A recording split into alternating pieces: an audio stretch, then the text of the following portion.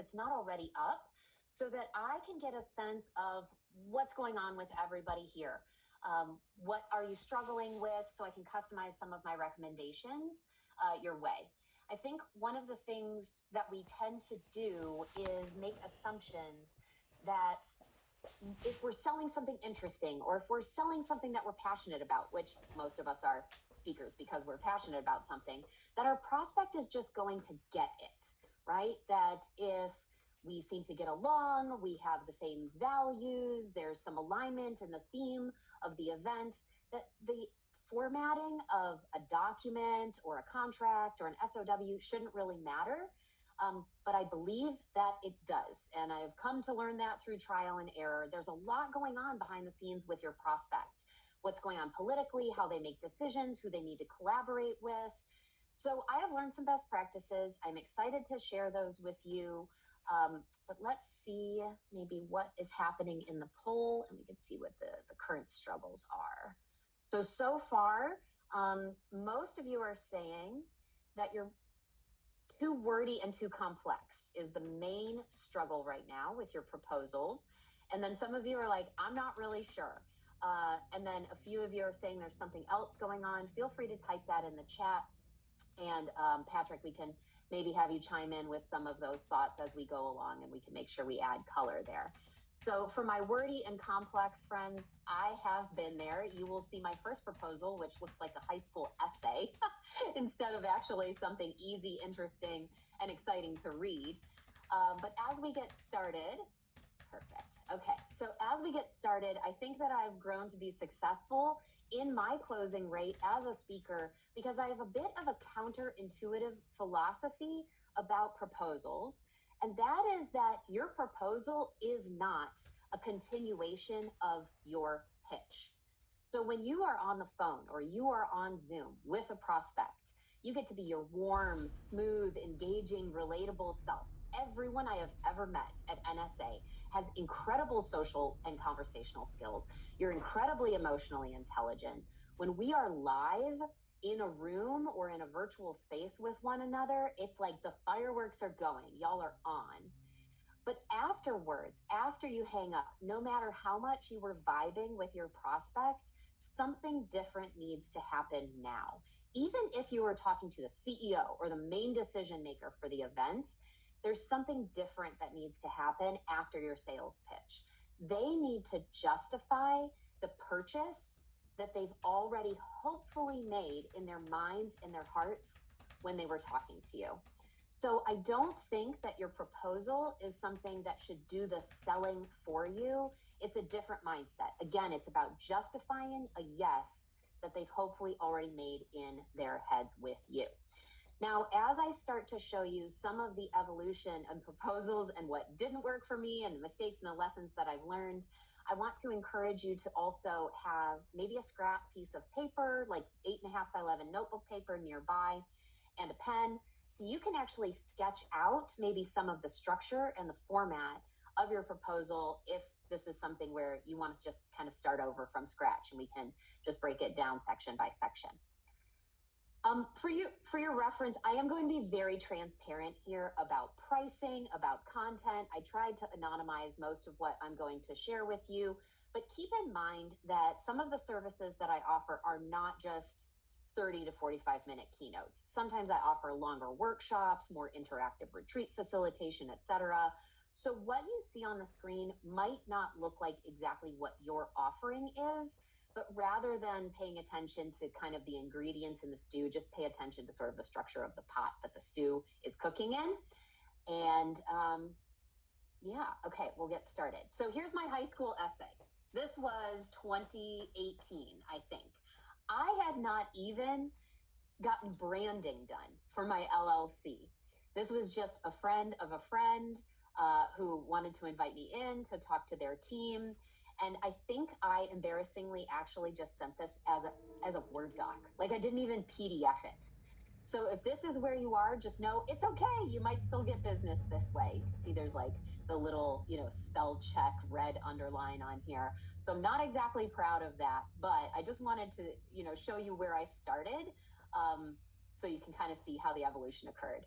Here I actually got some branding, got some basic letterhead, got some intentional font, and this is starting to look a little bit more structured as far as sections, bullet points, and then my pricing is really where I got caught up in this version of my proposals.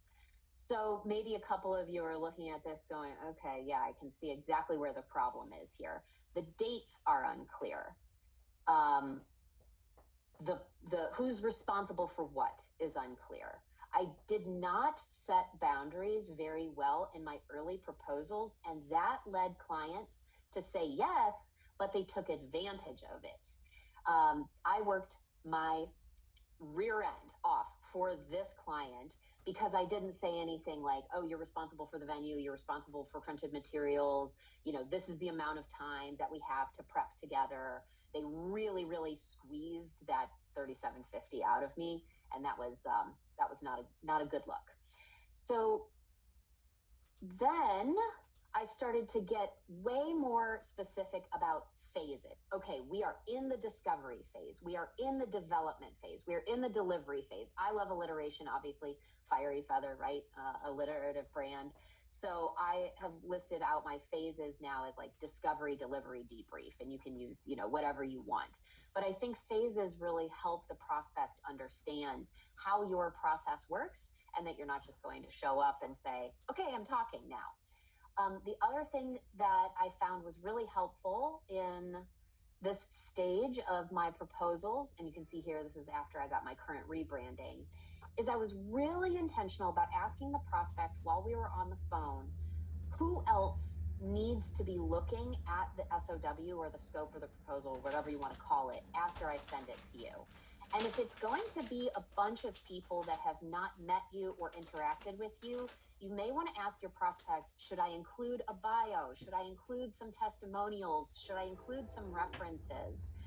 I did this the wrong way early on and actually sent my resume along with some of my proposals. That's not the vibe you want because that's a little bit more like a job interview. But I find that kind of customizing some of my qualifications for that specific industry or for that specific segment that's going to be in the audience can be really helpful as well. I would not put qualifications, bio, resume stuff in as a default because then it can just look like filler, like you're trying to fill up space in your proposals. Ultimately, a 1 to 2 page proposal is going to be ideal, but if the prospect tells you that they need to circulate it with other folks and credibility is going to be part of the decision making, that's when I find qualifications to be really helpful. Okay, so again, for those of you who are trying to simplify your proposals and minimize the wordy, complex piece, I just find that this little table structure for pricing can be really helpful because you're not trying to explain it in like paragraphical format, right? So again, we've got the phases, we've got time frames, and we've got the potential investment that they're going to be making. I always these days get at least a phase one fee or 50% of the total up front. And this is actually not something that I would recommend you ask the prospect about. I think you just need to put it in. I had a lot of government contracts that got canceled this year with changes, shutdowns, and everything going on within the federal government. And I put a lot of work into the prep. The event didn't end up happening because of rifts and furloughs, and I would have lost a lot of time if I had not had that upfront fee. So I always say this is the fee required in order to hold the date. It's going to be up to you if that's something that fits for you. I'm just sharing best practices and what's really been helpful for me. I think we can self-sabotage sometimes by being overly accommodating and not setting clear enough boundaries. The prospect wants to know, how do you work? What is the process? So tell them instead of making them do the work to come up with the process for you. Something else that I learned is never to say, oh, the talk can be whatever you want. I will completely customize it for your audience. I like to give them a starting place, and these are usually blurbs of talks or workshops that I've already delivered, but I customize maybe the title or some of the verbiage to align it to the audience, maybe the theme of the event that they've talked about. A bonus tip for you all here when you're giving sample content options, I usually give this as an appendix after the pricing, because your prospect is going to open that PDF and say, oh, how much is this going to cost, right? That's really what they want to know. And then you can kind of say, but here's what you're getting for that investment. You're getting these particular lessons and takeaways and objectives and whatever you want to call it. Sometimes I will even highlight in bold, this is the most popular keynote, or this is the most popular workshop, or this is what's resonating the most with audiences like yours. Hint, you can do that even if you've only given that keynote once for free at the library and once in front of your friends and family. Popular is popular, right? So you can kind of just clarify what you think is going to be the best fit for them. Let's see. Okay, so that is kind of the evolution of where I've landed. And don't worry, I will give you a short hit list in a couple of minutes. That's kind of a checkbox of everything to include in the different sections. And of course, please know that for my branding, I like 8.5 by 11, Word doc converted into PDFs. I don't get all fancy with like Canva, PowerPoint, those kinds of things, because the brand that I'm trying to put forward when I talk about team effectiveness and productivity and some of the things that I coach and speak on, I'm not really trying to come across as like inspiring and artistic, but maybe you are. So if these look kind of dry and boring to you, highly recommend using Canva as a free template where you can kind of zhuzh it up, make it more colorful, but depends on your credibility, your branding, and what you're really going for. All right, so here are some extra questions to help determine how much do you keep selling yourself in the proposal? Instead of saying, hey, it was great talking to you, here's the content, here's the pricing, here's the dates I'm available, do you need to continue to say, hey, I'm really great because, and my customers love me because, and this is going to be so great for your event because. So here are kind of the discerning factors to customize each of your proposals the right way. Of course, how did the sales call go? Were you talking to the prospect? Were you talking to the decision maker? Were you talking to a room full of people? What was the vibe? Who was on the line with you? Do you know what their role is? Make sure you know the role of the person you were talking to before you send them the attachment. I love asking who else needs to be copied on the SOW when I send it to you. And they'll say, oh, my CFO, or oh, my VP of marketing. So that's always nice to get in on that. The other question is, did you actually ask what style of document will get the fastest yes? I am very surprised at how helpful this really vulnerable and transparent question can be. If I'm vibing with the prospect, I will ask them on the call, hey, I typically send a PDF, a 1 to 2 pager. Is that something that's going to resonate with your team or your decision makers? Sometimes if I'm talking to, marketing, artistic, musicians, they are like, oh no, we'd love to see a PowerPoint. We'd love to see a couple video clips. Like they will tell you what resonates with their team. And then if I'm talking to a bank, they're just like, yeah, whatever, send your contract, right? They don't care if it has any logos on it. They are just looking at the bottom line. So again, make sure that whatever document you're sending aligns with your style, your brand, and is a continuation of the vibe that you tried to deliver when you were on the sales pitch call. But again, don't just rely on this document doing the selling for you. I highly recommend it's like 80% of your effort is going into the conversation with the prospect. 20% is kind of a reiteration of how great you are. But this document is really meant to justify and clarify how they're going to work with you, how easy it is to work with you, what your pricing structure is, and how they're going to be able to sleep at night, clearly understanding what the value is that they receive for that pricing. Okay, so if you're taking notes or you're taking screenshots, here's my magic checklist. This is what the prospect needs to be able to answer by the time they scan through your attachment. One, what's the purpose of this document? I can't tell you how many times I've messed up with this, where I just title it like the name of the event at the top instead of titling it Banks Annual Summit Scope of Work. So the prospect's name should be on it, the event should be on it, and the actual, like, what is this? Is it a proposal? Is it an SOW? Is it a contract? Call it what it is. I know that sounds pretty simple and straightforward, but can often be overlooked. Did the speaker understand our need? So underneath the title, I always put an overview blurb that's like, here's what we talked about. And I do it in third person because you never know who's going to be reading the document. So I'll always say, so-and-so from company name discussed this need for this situation with Teresa M. Ward of Fiery Feather. They invited Teresa to propose the following details for their event coming up in November 2026 or whatever it is. And then I say below are some options and some deliverables of how the prospect and Fiery Feather can work together. And then you answer the third question, how will they work with us? So I always make sure I include words like approach and deliverables. So here's how many calls that we're going to have leading up to the event. Here is the number of maybe hours if you need to get that specific about setting your boundaries. Do you want to meet in person with them in advance? Do you need to see the space in advance?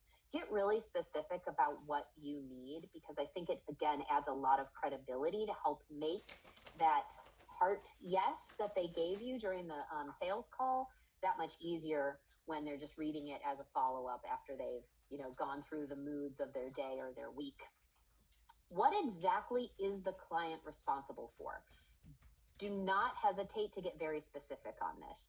They're responsible for the room. They're responsible for strong Wi-Fi, projector, slides, clicker. What do you need? Ask them for what you need. Do you want flip charts in the room? What color markers do you want? Never make assumptions about what the client is going to deliver. And they'll come back and tell you if they don't have that kind of stuff available. Oh, okay, you say, I'll do you a solid and ship flip charts to the event, right? So it's a point of negotiation, but I think it's always important to say, here's what I'm going to give and here's what I need in return. Then, of course, how much will it cost? When will we need to pay? What is this going to look like? All right, so now in my last minute here, and then we'll turn it over to Q&A, I wanted to give you a literal email that I write when I am sending a follow-up. I say, hey, Patrick, it was so great to connect with you this morning. I love what you're doing for, the audience, the stakeholder, the event, whatever it is, fill in the blank. I'm so excited about a potential partnership. So my branding is like, I try to be very warm. I try to be very enthusiastic. As promised, or as we discussed, I've attached this type of document for this type of event. Please confirm if I've missed or misunderstood anything. So you're not assuming that you've heard everything perfectly. This is an invitation for further conversation. Like, they want to make sure that you didn't get it wrong, so this prompts them to open up the attachment. You may also want to attach a speaker reel or a brochure or something that gives them a little bit more if that's what they've asked for. Hey, when you're going to talk to your committee about this event and they're considering me as a speaker, look at my website, look at my LinkedIn. Here's a video testimonial for your folks in case they're curious to learn more. So you're kind of delivering above and beyond what's already been talked about. Then I say, hey, I look forward to any questions, any clarifications. I'll hold the date that we talked about for a little while, and then I'll check in with you around Monday or 2 weeks from now or the holidays if I don't hear back from you before then.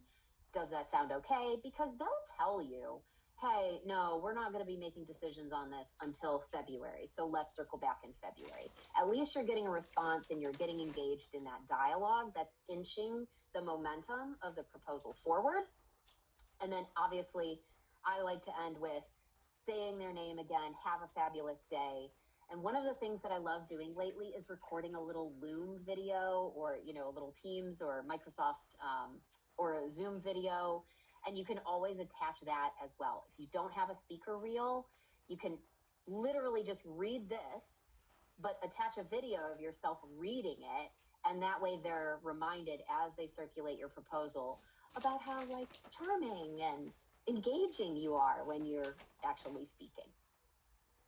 All right, Patrick, I will take a breath there to see if we have any questions in the Zoom.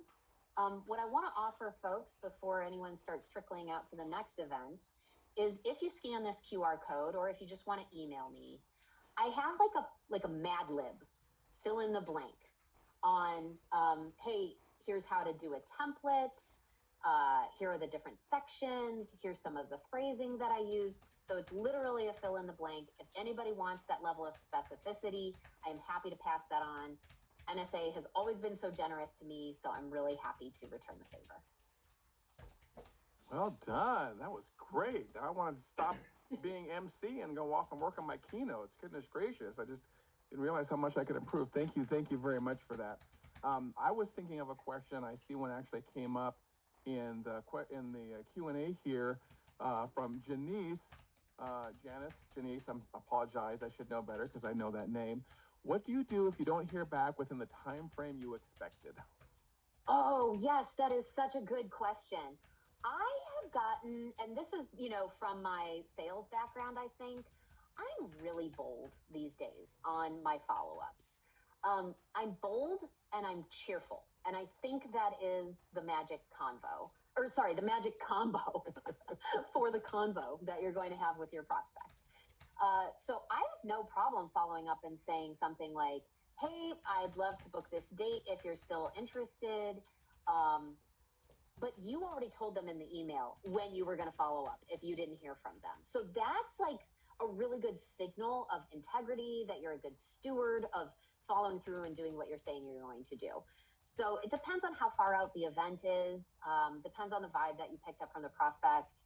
I think more than a week for sure, unless it's like a last minute thing, maybe a couple weeks. That was the question, right? It was about timing, or was it about number of times to follow up? No, it was about timing, and you got it right. Because, yeah. I mean, it's just, and here's the question for me as being a tech guy who uses a lot of automation. Is all this manual, or do you use any automation? So like when you submit the proposal, does your tech like wait X number of days and then it sends out like a reminder if they haven't signed an agreement, or are you all 100% manual kind of lady? I am pretty manual. What I will do is set a reminder on my calendar that says follow up with such and such person. And it's just a 15-minute reminder, at 8 o'clock in the morning.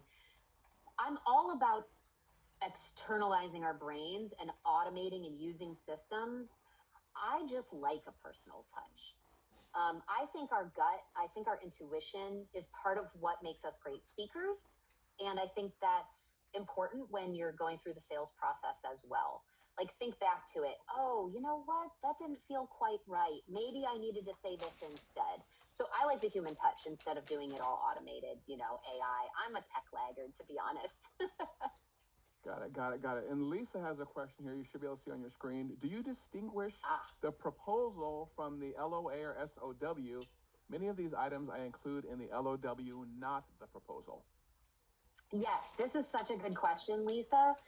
So I think, again, it depends on the client. I always try and ask them, what's your paperwork like? What do you require? Sometimes they just need a W-9. Sometimes they need the contract on their paper. So I don't want to send, but sometimes if it's a new client to me and it's not a referral and I don't really know how reliable they're going to be, if they agree to the proposal verbally or in email, sometimes I'll just resend it with a signature line underneath. Like it's my pre-stamped signature, and then it's a space for theirs. And I say, great, we're good to go. You'll find that there's no changes to this document, just confirming what we discussed. You can sign this and send it back. If it's a repeat client for me, I usually am not too concerned about the paperwork, because if they say, yeah, this is good to go, then I just invoice for the deposit. And once they've paid, it's sort of like, that's a contract to me. Got it. So definitely depends on how risky your business is and the kind of, how flaky the clients are that you're working with. Sweet, thank you. So, and got a question here from Trinity. In order to keep negotiations open and still be able to send a proposal open for reviewing, what do you say during your initial phone call if they say your fee is out of budget? Yeah, I think that probably requires a continuation of the discussion, not just, oh, let me send a document with my fee in it anyway. So I think I've gone to great NSA workshops about negotiating pricing. I think NSA probably has a lot of good resources in there, but that's probably a different workshop. Follow Kwame Christian. He has a podcast called Negotiate Anything, and he has some amazing tips for negotiating pricing and responsibilities. I think, of course, for speakers, there's a lot of things outside of the fee that can be valuable. Will you get videography? Will you get photography? Will you get the email addresses of everybody who's attending? I love to use those as negotiation leverages as well. Yeah, I'm just seeing Janice's additional clarification of her question in the comments, and I want to make sure I address that. Okay. What do you say when they begin to ghost you? And so I usually tell them, it's like dating. I usually tell them when I'm not going to follow up anymore. I would say no more than 2 to 3 times. And I just usually say, hey, don't apologize, right? That's one of the things that I never do. I just say, like, hey, looks like this might not be a fit, or maybe you found someone else. If you'd like to work together in the future, let me know. Because you don't want to come across as like, hey, this is the biggest thing I have going on in my business world right now, and I'm really desperate to work with you again. It's kind of like a dating game. And, so real quick question for myself, because I'm a big data collector. I'm a big data and CRM guy. You were talking about, negotiating, getting like email addresses and things like that. I'm just kind of curious, how often do you get that? How often do conference organizers will be willing to give you like a list of conference attendees? Not very often. Okay. I'd be curious to hear that from other speakers and their experiences as well. I think that's a tough negotiating point. Okay. But if you can't get a list of all of the attendees, sometimes it's like what I'm doing now, right? Hey, is it okay if I put up a QR code and ask people to reach out to me if they're interested? Because sometimes there's like, well, we usually don't do that, but in this case, we'll do it for you because we're not paying you, or because we're not paying as much as we usually would. I see Elizabeth here. I'm so excited to be back in the office and reconnect on this. Email the decision maker on a Saturday when they don't get a lot of email. I do a lot of Sunday nights as well, Elizabeth, so it's kind of the first thing that they see on Monday morning. And yeah, I mean, there's that fine line of, do you want to come across as somebody who has no boundaries and works weekends? Or do you want to just come across as somebody who's like, I love you and I was thinking about you all weekends, So that's up to you. Got it. And as we kind of wrap up here, I like to end up with like one major tip for all the new speakers who this kind of seems overwhelming and daunting on, the idea of pitching and having statements of work and keynote and all that stuff. How could like a new speaker start and do some of this stuff like in a really simple way, not the fancy, complicated way that Teresa's doing it, but maybe like a simpler way for like a new speaker? What kind of advice would you give a brand new speaker on this? Oh gosh, it's so interesting that you were referring to my version of doing it as fancy and complicated, because from some of the proposals that I've seen, I'm actually on like the simpler end of things. Really it's just saying, it's going back to that magic checklist, right? Let me go back to that real quick. Okay. Oops. I think if it's just one page that answers these few questions, what kind of document is this? Did the speaker understand our needs? How are we going to work with them? And just, think through that from a project management perspective. How many calls are you going to want to have with this client? How many calls is too many, to prep? What not want to be responsible for? If you hate lugging flip charts around, ask the client for the flip charts. If you hate presenting from somebody else's computer, put in the proposal, like, I will always present from my laptop with my dongle and my clicker. You can be as specific as you want with that stuff. So I think, yeah, keep it simple. One pager, Word doc converted into a PDF with maybe a little nice branding and font on it.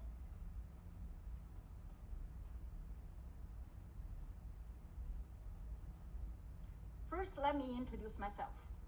AI is exciting. AI is dangerous. All Can you hear me? Are true. Hello, I am Hope Yin. I've spent my entire career as a technology leader, guiding global teams. By following a profound calling, I became a speaker and coach to support women in tech. I've hired many AI team members, and today I'm going to introduce you to some of them. Generative AI is a game changer. Let's be players in the game.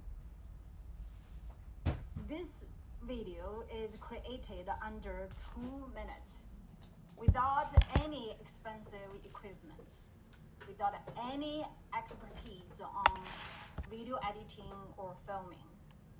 I sent this video to my husband. He couldn't tell. This is my AI avatar. This video is created by using Hey Jen.